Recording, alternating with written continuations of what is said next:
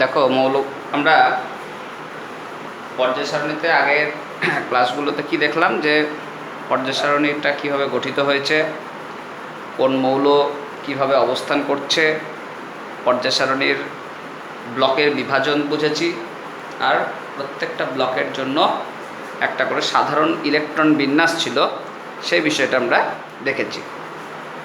এখন এই পর্যায় সারণীতে যে এস ব্লক আমরা বলছিলাম, পর্যায় সারণীতে এস ব্লক মৌল বলা হচ্ছে কি গ্রুপ 1 ও গ্রুপ 2। এই যে গ্রুপের মৌলগুলো আছে সেগুলোকে আমরা বলছি এস ব্লক মৌল। আর গ্রুপ 1 এ অবস্থানকারী যে মৌল তাদেরকে তোমরা জানো, এগুলোকে বলা হয় ক্ষার ধাতু মৌল। আর গ্রুপ 2 এ অবস্থানকারী যে মৌল সেগুলোকে বলা হচ্ছে ক্ষারীয় মৃত্তিকা ধাতু মৌল। এবং তোমরা ক্ষার ধাতু মৌলগুলো জানো, hydrogen, lithium, sodium, potassium, rubidium, caesium, francium পর্যন্ত আছে। যদিও হাইড্রোজেনকে কিন্তু আমরা ক্ষার ধাতু মৌলের মধ্যে রাখবো না। আর ক্ষারীয় মৃত্তিকা মৌল সেগুলো কোনগুলো? Beryllium, magnesium, calcium, strontium, barium এবং রেডিয়াম। এই যে মৌলগুলো আছে এগুলোকে বলা হয় ক্ষারীয় মৃত্তিকা ধাতু মৌল। তাহলে কি বলছি? Lithium, sodium, potassium, rubidium, caesium, francium. আর এখানে হচ্ছে beryllium, magnesium, calcium, strontium, beryllium, magnesium, calcium, strontium, তারপরে বেরিয়াম, আর হচ্ছে রেডিয়াম। তাহলে এই ছটা ছটা মৌলকে আমরা এস ব্লক মৌলের অন্তর্ভুক্ত করছি। তা তোমরা এই ব্লকগুলো কিন্তু মৌলগুলো মুখস্থ রাখবে, কারণ এগুলো তোমরা জানো যে প্রতিনিধি মৌল বলা হয়। প্রতিনিধি মৌল কিন্তু আমাদের পর্যায় সারণীর যে ধর্ম আলোচনা হবে যখন, তখন কিন্তু কাজে লাগে। এছাড়াও দেখো আমরা পি ব্লক মৌল, পি ব্লক মৌল কোনগুলোকে বলছি? পি ব্লক মৌল বলা হচ্ছে গ্রুপ 13 থেকে শুরু করে গ্রুপ 18 পর্যন্ত যে মৌলগুলো আছে সেগুলো হচ্ছে পি ব্লক মৌল। তাহলে গ্রুপ 13 এখানে যে মৌলগুলো আছে বোরন, তারপরে কি হয় aluminium, gallium, indium, thallium. Aluminium, gallium, indium, thallium. Group 14, group 14 এ তোমরা জানো কার্বন, সিলিকন, জার্মেনিয়াম, টিন এবং lead. Carbon, silicon, germanium, tin এবং লেড। এই যে মৌলগুলো, পাঁচটা মৌল, এগুলোকে গ্রুপ 14 এর মধ্যে রাখা হচ্ছে। Group 15 nitrogen, phosphorus, arsenic, antimony, bismuth.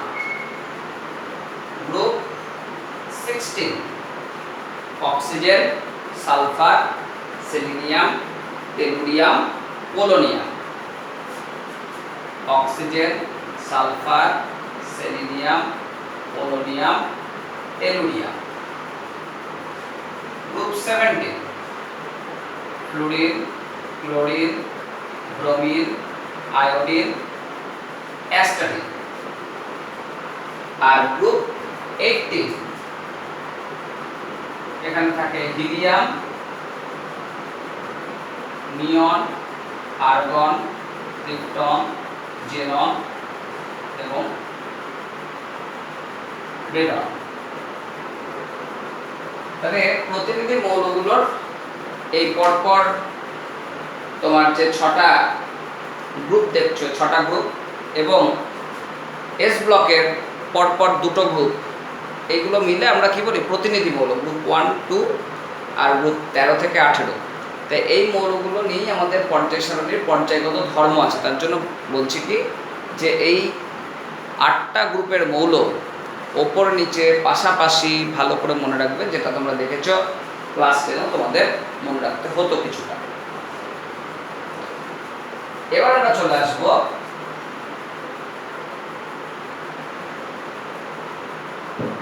D block মৌল।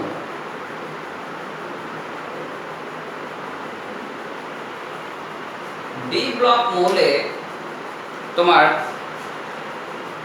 3D সিরিজ আছে, 4D সিরিজ হয়, 5D সিরিজ হয় এবং 6D সিরিজ হয়। 3D বলতে যেখানে ইলেকট্রনগুলো 3D শক্তি স্তরে প্রবেশ করতে শুরু করছে সেগুলোকে আমরা বলছি 3D সিরিজ। এগুলোকে বলা হয় প্রথম সন্ধিগত সারি। তাহলে প্রথম সন্ধিগত সারি এটা হচ্ছে 3D শ্রেণী। 3D শ্রেণীর মৌলকে আমরা বলবো প্রথম সন্ধিগত সারি। এখানে তোমরা জানো ডি এ 10টা করে ইলেকট্রন প্রবেশ করতে পারে, তার জন্য আমরা 3 থেকে 12 নম্বর শ্রেণীর অন্তর্ভুক্ত যে 10টা মৌল, সেই মৌলগুলোকে আমরা সন্ধিগত মৌল বলি। এখানে স্ক্যান্ডিয়াম থেকে শুরু করে জিঙ্ক পর্যন্ত 10টা মৌল এর মধ্যে আছে। তাহলে স্ক্যান্ডিয়াম থেকে শুরু করে জিঙ্ক পর্যন্ত, তাহলে এখানে 21 থেকে শুরু করে 30। নেক্সট হচ্ছে দ্বিতীয় সন্ধিগত সারি, এটাকে আমরা 4D শ্রেণী বলে থাকি। 4D শ্রেণী, দ্বিতীয় সন্ধিগত শ্রেণী, এখানে যেগুলোর ইলেকট্রন 4D তে প্রবেশ করে সেগুলোকে আমরা দ্বিতীয় সন্ধিগত শ্রেণী বলছি। এখানে একই রকম 10টা মৌল থাকে, ইট্রিয়াম থেকে শুরু করে ক্যাডমিয়াম পর্যন্ত, Y থেকে CD। নেক্সট হচ্ছে তৃতীয় সন্ধিগত সারি, 5D শ্রেণীর মৌলগুলোকে আমরা তৃতীয় সন্ধিগত মৌল বলবো।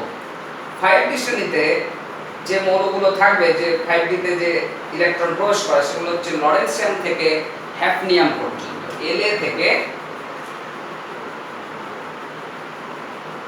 HF, La থেকে HF। La এর অ্যাটমিক নাম্বার হয় 57 আর HF এখানে তোমার 72। তাহলে 57 থেকে 72।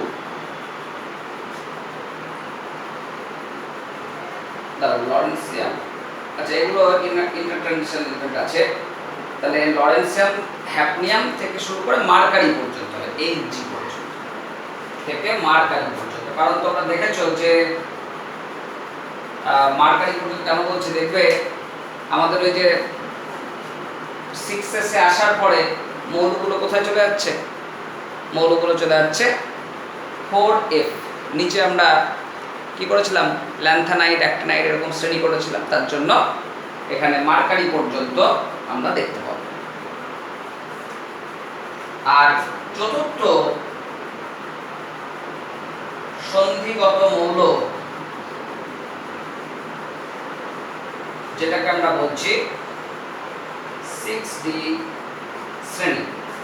চতুর্থ সন্ধিগত মৌলের ক্ষেত্রে দেখবে এখানে 10টা থাকবে, অ্যাক্টিনিয়াম থেকে শুরু করে রুফেনিয়াম হয়ে UUB পর্যন্ত 10টা মৌল অবস্থান করে। যাই হোক, এই নিচের ধারকারগুলোর অত আমাদের স্টাডি করার প্রয়োজন নাই, কারণ ওগুলো আমাদের সিলেবাসের মধ্যে অন্তর্ভুক্ত নয়। তোমরা এমনি বইয়ে দেখে নেবে, মৌলগুলো বইয়ে সব পেয়ে যাবে। যাই হোক, এবার এফ ব্লক শ্রেণী। এফ ব্লক শ্রেণী তোমরা জেনেছ যে পর্যায়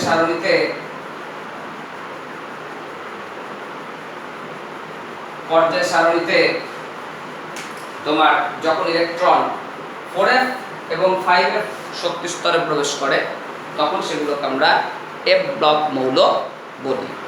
তা 4f শ্রেণীতে যখন ইলেকট্রন প্রবেশ করে তখন সেই মৌলগুলোকে আমরা কি বলি? ল্যান্থানাইড শ্রেণীর মৌল। তাহলে 4f কক্ষকে ইলেকট্রন প্রবেশ করলে তাকে ল্যান্থানাইড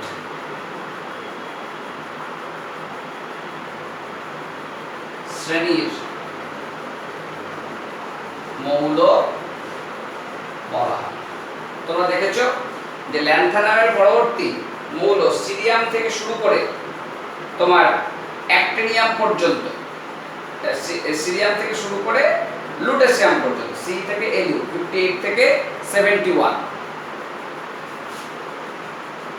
সি 58 থেকে লুটেসিয়াম 71, এখানে 14টা মৌল আছে, সেই 14টা মৌলকে আমরা ল্যান্থানাইড শ্রেণীর মৌল বলছি।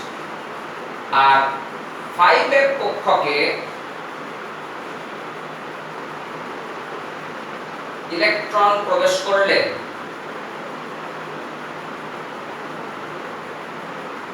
তাকে অ্যাক্টিনাইড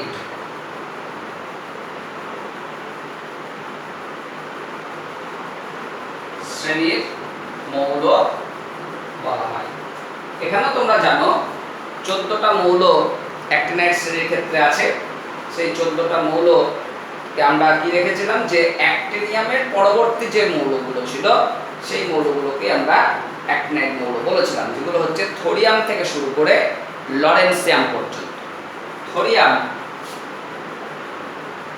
থেকে শুরু করে লরেন্সিয়াম পর্যন্ত মৌলগুলোকে আমরা অ্যাক্টিনাইড শ্রেণীর মৌল বলে থাকি। তাহলে আমরা বিভিন্ন ধরনের ব্লক বিভাজন করলাম, বিভিন্ন ব্লকে বিভিন্ন ধরনের মৌল অবস্থান করছে।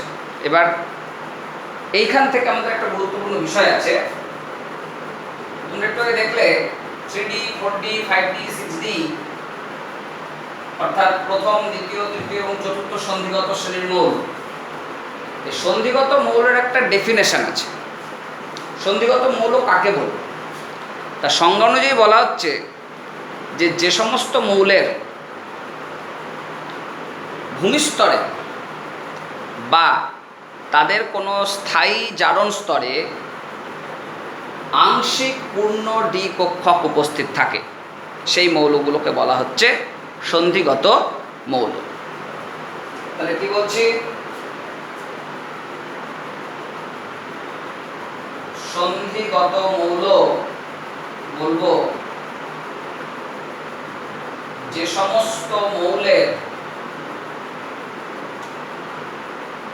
ভূমিস্তরে বা স্থায়ী জারণ স্তরে আংশিক পূর্ণ ডি কক্ষক অবস্থান করে তাকে সন্ধিগত মৌল বলা হয়। এটা হচ্ছে সন্ধিগত মৌলের সংজ্ঞা, যে যে সমস্ত মৌলের ভূমিস্তর অর্থাৎ গ্রাউন্ড স্টেট, অথবা আমরা যদি দেখি তার একটা কোনো স্থায়ী জারণ দশা, যে দশায় ডি কক্ষকে পার্সিয়ালি ফিল্ডেড মানে সম্পূর্ণ পূর্ণ নাই, 10টা ইলেকট্রন দ্বারা পূর্ণ নাই, সেরকম মৌলগুলোকেই বলা হয় ট্রানজিশন এলিমেন্ট বা সন্ধিগত মৌল। তাহলে এই যে সংজ্ঞা, এই সংজ্ঞা অনুসারে আমরা কপার এবং জিঙ্কের মধ্যে সন্ধিগত মৌল কোনটা তার একটা তুলনা করতে পারি। খুব পরীক্ষায় প্রশ্ন দেয় তোমাদের এরকম, কপার ও জিঙ্কের মধ্যে কোনটি সন্ধিগত মৌল ও কেন? কপার ইলেকট্রন সংখ্যা তোমরা জানো 29 হয়, 1s2 2s2 2p6 3s2 3p6 4s1 3d10। তাহলে এই অবস্থায় আমরা দেখছি কি d10 10 খানা ইলেকট্রন দ্বারা পূর্ণ আছে, কিন্তু সন্ধিগত মৌলের সঙ্গে বলা হলো কি যে তাদের আংশিক পূর্ণ ডি কক্ষক থাকতে হবে। কিন্তু দেখছি পারমাণবিক অবস্থায় এদের আংশিক পূর্ণ ডি কক্ষক উপস্থিত নাই। কিন্তু কপারের একটা স্থায়ী জারণ স্তর হচ্ছে Cu2+, মানে Cu2+ করে দিলে ইলেকট্রন সংখ্যা হলো 27, তখন ইলেকট্রন বিন্যাস হবে 1s2 2s2 2p6 3s2 3p6 4s0 3d9। তাহলে d9 মানে দেখো আমার এখানে কিন্তু একটা আংশিক পূর্ণ ডি কক্ষক উপস্থিত হচ্ছে। তার জন্য আমরা কপারকে পারমাণবিক অবস্থায় সন্ধিগত মৌল বলতে না পারলেও সংজ্ঞা অনুযায়ী এটার যেহেতু একটা স্থায়ী জারণ স্তর Cu2+, সেই ক্ষেত্রে d9 কনফিগারেশন হচ্ছে, অর্থাৎ আংশিক পূর্ণ ডি কক্ষক থাকছে, তার জন্য এটাকে আমরা সন্ধিগত মৌলের মধ্যে ফেলছি। কিন্তু তুমি যদি জিঙ্কের ক্ষেত্রে আসো,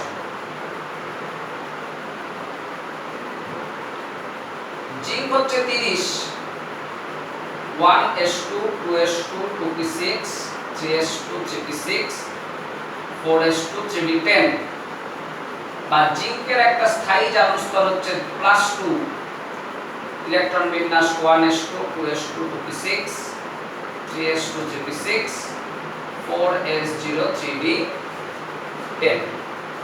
তাহলে দেখো উভয় ক্ষেত্রেই জিঙ্ক এবং জিঙ্ক Zn2+ উভয় ক্ষেত্রেই 3D কক্ষক কিন্তু 10টা ইলেকট্রন দ্বারা সম্পূর্ণভাবে পূর্ণ আছে। তাহলে আমরা জিঙ্ক মৌলটাকে কখনোই সন্ধিগত শ্রেণীর মৌল বলতে পারছি না। তাহলে পারমাণবিক অবস্থাতেও বলতে পারছি না, বা স্থায়ী জারণ স্তর যেটা আছে সেই অবস্থাতেও বলতে পারছি না। তাহলে আমরা কি লিখব? তাহলে এরকম লিখবে যে Cu মৌলটির পারমাণবিক অবস্থায় 3D কক্ষক গুলি ইলেকট্রন দ্বারা সম্পূর্ণ পূর্ণ থাকলেও Cu2+ এর ক্ষেত্রে আংশিক পূর্ণ ডি কক্ষক থাকায় একে সন্ধিগত মৌল বলা যায়।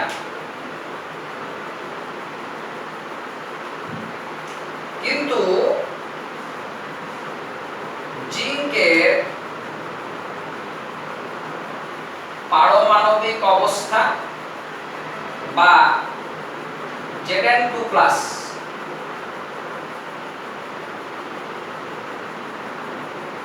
কোনো অবস্থাতেই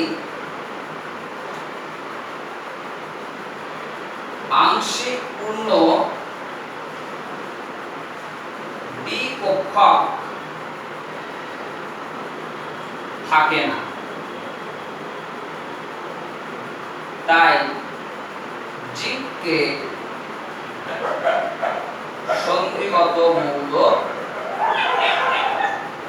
বলা যায়। বুঝতে পারলে? খুব গুরুত্বপূর্ণ প্রশ্ন। তা ঠিক এরকম দেখবে কপারের নিচে সিলভার আছে, আবার জিঙ্কের নিচে ক্যাডমিয়াম আছে। তাহলে আমি সিলভারকে সন্ধিগত মৌল বলবো, কিন্তু ক্যাডমিয়ামকে বলবো না। তাহলে সন্ধিগত মৌলের সংজ্ঞায় বলা হচ্ছে যাদের আংশিক পূর্ণ ডি কক্ষক উপস্থিত থাকবে তাদেরকে আমরা সন্ধিগত মৌল বলছি। এবার আমরা আসবো এই যে S block, P block, D block, এ ব্লক মৌলগুলো আমরা আলোচনা করলাম, ভাগ করলাম। তা সেই মৌলগুলোর কিছু সাধারণ বৈশিষ্ট্য সম্বন্ধে আমরা জানব। অনেক বৈশিষ্ট্যই তোমরা জানো, আমি কিছু বলছি, তোমরা বইয়েও দেখবে কিছু বৈশিষ্ট্য দেওয়া আছে। বৈশিষ্ট্যগুলো লক্ষ্য রাখবে, কারণ শর্ট কোশ্চেনে অনেক সময়তেই বৈশিষ্ট্য থেকে প্রশ্ন হয়। তাহলে আমরা আলোচনা করছি এবার এস ব্লক মৌলের বৈশিষ্ট্য। তা এস ব্লক যে মৌলগুলো, সেগুলো দেখা যায় যে তোমার এগুলো আয়নন বিভব কম, তাই তীব্র বিজারক। আয়ন বিভব তোমরা জানো, ক্লাস 10 পড়েছিলে, যে ইলেকট্রন অপসারণ করতে যে শক্তি লাগে তাকে বলা হয় আয়নন বিভব। তা এস ব্লক মৌলগুলোর ক্ষেত্রে দেখা যায় এদের আয়নন বিভব যথেষ্ট কম হয়, তার জন্য এটা তীব্র বিজারক পদার্থ। এদের আয়নায়ন বিভব কম হয়, তাই তীব্র বিজারক পদার্থ। তারপর দেখবে যে এস ব্লক মৌলগুলো নমনীয় হয়। সোডিয়াম, পটাশিয়াম এই সমস্ত ধাতুকে চাকু দিয়ে কাটা যায়, ধাতু কিন্তু খুব নরম ধাতু। তাহলে এস ব্লক মৌলগুলি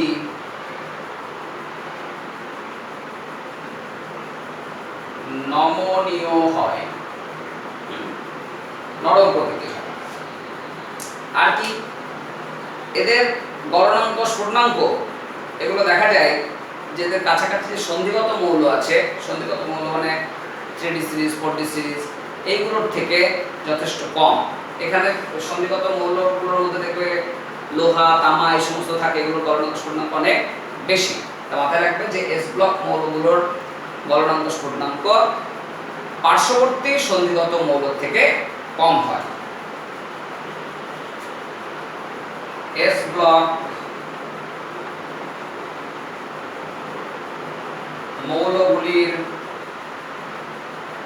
গলনাঙ্ক, স্ফুটনাঙ্ক,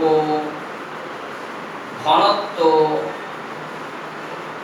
পার্শ্ববর্তী সন্ধিগত মৌল থেকে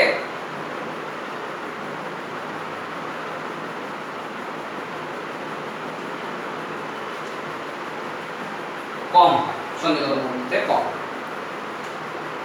আর এছাড়াও এই ব্লকের একটা গুরুত্বপূর্ণ বৈশিষ্ট্য হচ্ছে তোমার শিখা পরীক্ষা এরা সাল দেয়। শিখা পরীক্ষা কি আমরা আলোচনা করব। শিখা পরীক্ষা মানে তুমি একটা বুনসেন বার্নার নিয়ে, দেখো তোমাদের ল্যাবে প্র্যাকটিক্যাল হবে, কাজ শেখানো হবে। এখানে একটা বুনসেন বার্নার থাকে, এখানে ছিদ্র থাকে, আর এখানে ফ্লেম তৈরি হয়।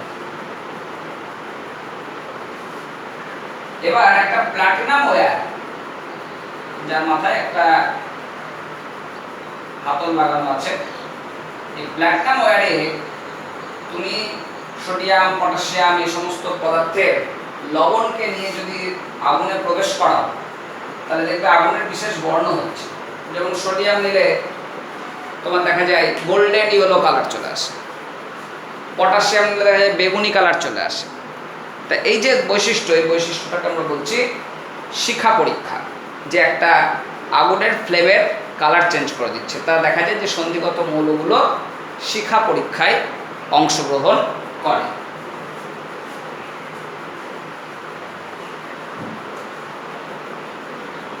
সন্ধিগত মৌলগুলি শিখা পরীক্ষায় অংশগ্রহণ করে। তাহলে শিখা পরীক্ষা আসলে কি হয়, নিউক্লিয়াসকে বেষ্টন করে কতগুলো কক্ষপথ থাকে। ধরে নাও একটা সেলে ইলেকট্রন আছে, বাইরে থেকে এনার্জি অ্যাবজর্ব করে ইলেকট্রনগুলো হায়ার এনার্জি লেভেলে চলে যাবে। এবার এই হায়ার এনার্জি লেভেল থেকে আবার ইলেকট্রন যখন নিচের স্তরে ফিরে আসবে তখন কি করবে, যে শক্তিটা গ্রহণ করেছিল সেই শক্তিটা আবার ছেড়ে দেবে। এই যে শক্তিটা ছাড়ছে এই শক্তিটার জন্যই আমরা দেখব বিশেষ বিশেষ বর্ণের সৃষ্টি হবে। এই বর্ণটাই আমরা শিখা হিসাবে, শিখা বর্ণ হিসাবে দেখতে পাই। তা মাথায় রাখবে সব সন্ধিগত মৌল কিন্তু এই শিখা পরীক্ষায় অংশগ্রহণ করে না। যেমন ধরো বেরিলিয়াম আর ম্যাগনেসিয়াম, এই মৌল দুটো শিখা পরীক্ষায় অংশগ্রহণ করে না।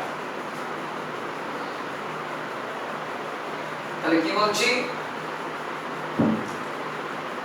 বেরিলিয়াম ও ম্যাগনেসিয়াম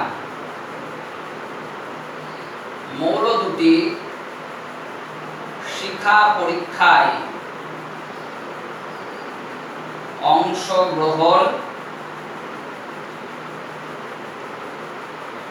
করে। কেন করে না? কারণ বেরিলিয়াম ইলেকট্রন বিন্যাস যদি দেখো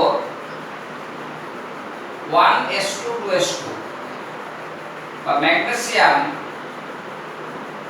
1s2 2s2 2p6 3s2, তাহলে শেষ কক্ষকের যে ইলেকট্রন সেগুলো কি অবস্থায় আছে? যুগ্ম অবস্থায় আছে। যুগ্ম অবস্থায় থাকলে সেগুলো এমনিতেই অধিক স্থিতিশীল, বেশি স্থায়ী। এছাড়াও দেখো 2s বা 3s এগুলো নিউক্লিয়াস থেকে কিন্তু খুব একটা দূরে অবস্থান করছে না, যেহেতু নিউক্লিয়াসের খুব কাছে আছে এবং এস কক্ষকে ইলেকট্রনগুলো যুগ্ম অবস্থায় আছে, তার জন্য দেখা যায় যে মৌলগুলো যে ইলেকট্রন, সেই ইলেকট্রনগুলো নিম্ন শক্তি স্তর থেকে সহজে উচ্চ শক্তি স্তরে স্থানান্তরিত হতে পারে না, প্রচুর শক্তির প্রয়োজন হয়। সেই কারণে এরা শিখা থেকে অত পরিমাণ শক্তি গ্রহণও করতে পারে না, শিখা অত পরিমাণ শক্তি ওকে দিতেও পারে না সাধারণ ফ্লেমে। তার জন্য এরা শিখা পরীক্ষায় অংশগ্রহণ করে না। তাহলে কি বলছি, বেরিলিয়াম ও ম্যাগনেসিয়াম মৌল দুটির শেষ ইলেকট্রন যুগ্মভাবে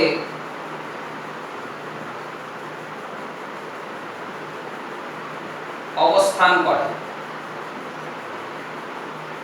ফলে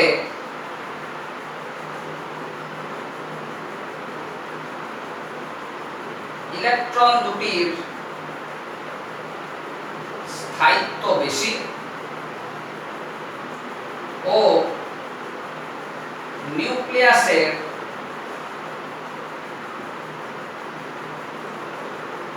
কাছে অবস্থান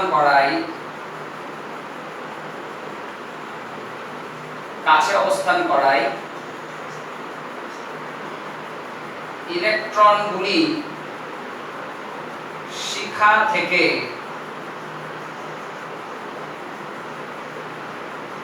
শক্তি গ্রহণ করে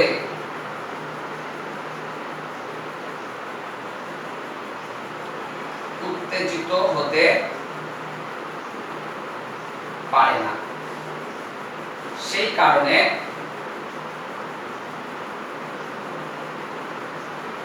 বেরিলিয়াম ও ম্যাগনেসিয়াম শিখা পরীক্ষায় অংশগ্রহণ করে। বুঝতে পারলেন? তাহলে শিখা পরীক্ষা মানে ইলেকট্রনকে হায়ার স্টেটে যেতে হবে। যেহেতু ইলেকট্রন হায়ার স্টেটে যাওয়ার মতো প্রয়োজনীয় শক্তি ওই ফ্লেম থেকে নিতে পারছে না, তার জন্য আমরা দেখছি এরা শিখা পরীক্ষাতে অংশগ্রহণ করতে পারছে না। এছাড়াও আমরা এখানে যে বৈশিষ্ট্যগুলো দেখতে পাই তাদের মধ্যে একটা গুরুত্বপূর্ণ বৈশিষ্ট্য মাথায় রাখবে, যে ক্ষার ধাতু মৌলগুলোর বা ক্ষারীয় মৃত্তিকা ধাতুর মৌলগুলোর যে হাইড্রক্সাইড হয়, সেই হাইড্রক্সাইডগুলো সাধারণ উষ্ণতায় জলে দ্রবীভূত হয়। হাইড্রক্সাইড মানে কি, যেমন sodium hydroxide, potassium hydroxide, NaOH, KOH, এই সমস্ত হাইড্রক্সাইডগুলো তোমার সাধারণ উষ্ণতায় জলে দ্রাব্য। কিন্তু কিছু ব্যতিক্রম আছে, ব্যতিক্রমগুলো মনে রাখবে, জয়েন্টের জন্য আসবে। যেমন ধরো CaOH, MgOH, BeOH2। এই সমস্ত পদার্থগুলো সাধারণ উষ্ণতায় জলে দ্রাব্য নয়। তাহলে কি বলছি কথাটা?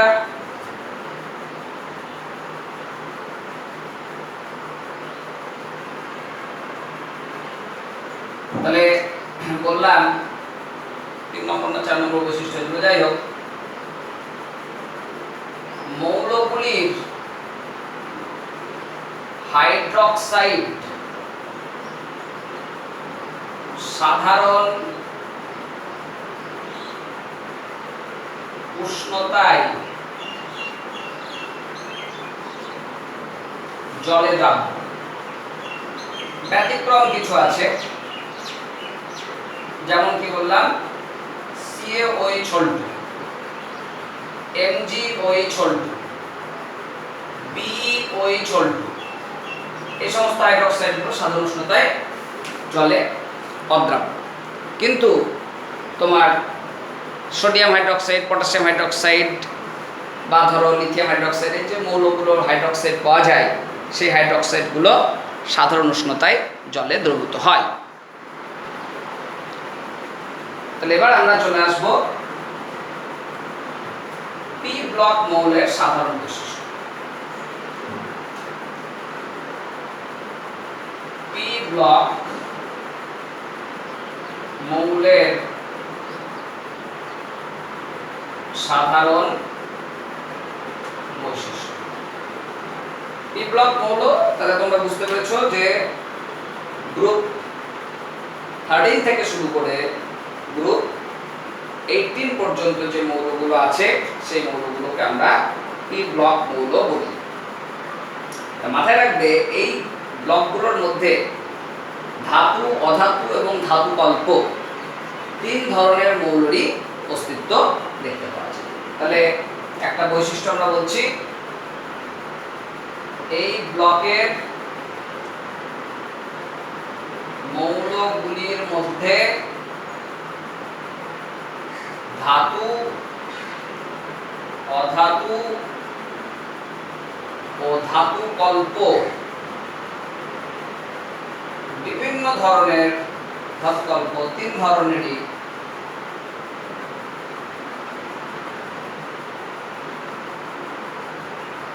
মৌল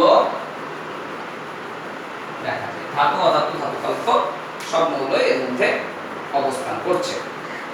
আবার দেখবে যে পি ব্লক মৌলগুলো সমযোজী যৌগ গঠনে বিশেষ অংশগ্রহণ করে। বেশিরভাগ ক্ষেত্রেই পি ব্লক মৌলগুলো সমযোজী যৌগ গঠন করে, কোনো কোনো ক্ষেত্রে আয়নীয় করে, বেশিরভাগ ক্ষেত্রে সমযোজী। বেশিরভাগ মৌলই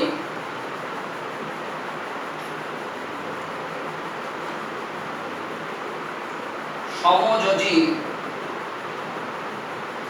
যৌগ গঠনে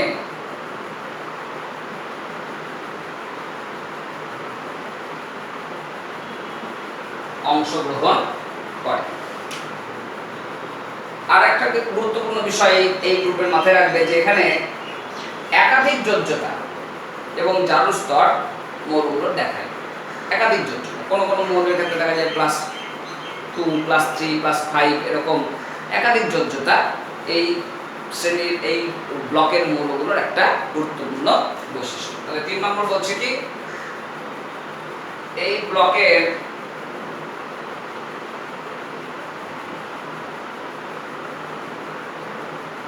মৌলগুলি একাধিক যোজ্যতা প্রদর্শন করে। আবার এখানে যে যৌগগুলো পাওয়া যায় সেগুলোর মধ্যে কিছু কিছু রঙিন যৌগ হয়, আবার কিছু কিছু বর্ণহীন যৌগ দেখতে পাওয়া যায়। তাহলে আমরা বলবো রঙিন ও বর্ণহীন 2 ধরনের যৌগই গঠন করে। যাই হোক, তোমাদের এই জায়গাগুলো একটু মুখস্থ নির্ভর পড়তে হয়, ততটা ভালো লাগবে না, কারণ বোঝানোর জায়গাটা এখানে নাই। তা তোমাদের এইগুলো একটু মুখস্থ করতে হবে। তারপরে আমরা আবার দেখব খুব সুন্দর সুন্দর ব্যাখ্যার জায়গা এখানে আছে। তা এই কয়েকটা যেহেতু গ্রুপের বৈশিষ্ট্য, মৌলের বৈশিষ্ট্য, সেই জন্য বৈশিষ্ট্য তো মুখস্থ রাখা ছাড়া উপায় নেই। আমি আজকে পি ব্লকের মৌলের বৈশিষ্ট্যগুলো পর্যন্ত বললাম, তোমরা এগুলো স্টাডি করবে। ডিএফ ব্লকের মৌলের বৈশিষ্ট্য আমরা পরের দিন আলোচনা করব, এবং আরও এর সংক্রান্ত আলোচনা আছে আরও বিশেষ কিছু। তোমরা বাড়িতেও নিজেও দেখে নিতে পারো ডিএফ ব্লক মৌলের বৈশিষ্ট্যগুলো। এখানে বোঝানোর খুব একটা জায়গা নাই, কয়েকটা টার্ম বোঝানোর জায়গা আছে, সেগুলো আমি বলে দেবো। আর বেশিরভাগ টার্মই মুখস্থ করতে হবে। যে টার্মগুলো মুখস্থ করতে হবে বৈশিষ্ট্যগুলো, সেগুলো তোমরা নিজেরাই করবে। যেগুলো বোঝানোর দরকার আছে সেগুলো আমি নিশ্চয়ই বুঝিয়ে দেবো।